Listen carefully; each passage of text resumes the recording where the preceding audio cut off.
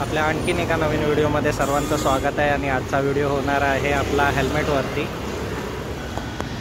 हा मी एक extra helmet घेतलेला हा आहे स्टडची थंडर सिरीज, मागे तुम्हाला दिसतं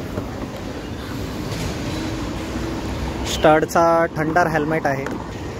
सो हा हेल्मेट घेतलेला मी एक्स्ट्रा, पण आता ह्याच्यावरचं पॅडिंग झालेलं आहे खराब, तर माझ्याने होऊ शकता तेवढं मी रिमूव्ह केलं आहे आणि ऑलमोस्ट हा पूर्ण ब्लॅक झाला आहे।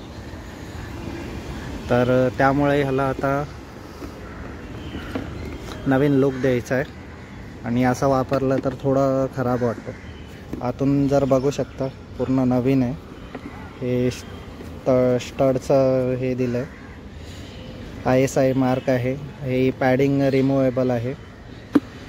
सो फायनली आपला पूर्ण हेल्मेट रेडी झाला आहे। आणि हे बघाल तर हे कार्बन फायबरवाला मी मॅट घेतलं आहे, पण हे ग्लॉसी पण खूप सही वाटतं।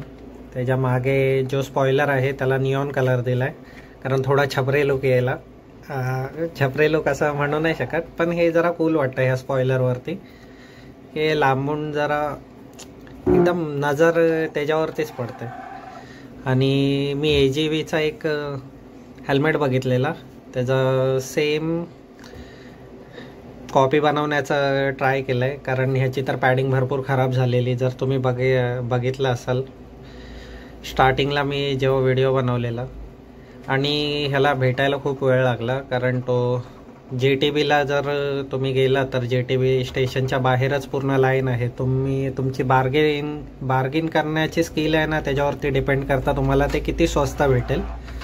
तर अराउंड मला हे स्टिकर वगैरे सर्व लावून, इथे एक स्टिकर लावलं आहे, इथे मागे एक स्टिकर आहे, आणि हे निऑन कलरचा स्टिकरिंग करून पूर्ण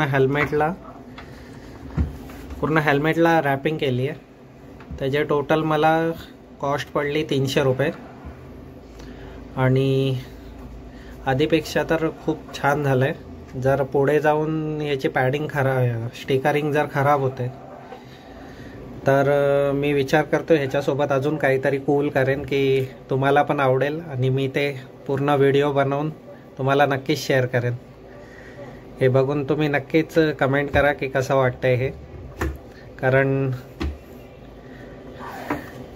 हेल्मेटची कंडिशन बघू शकता खूप सही आहे। भेटूया आपल्या पुढच्या अजून एका नवीन व्हिडिओमध्ये, तोपर्यंत बाय।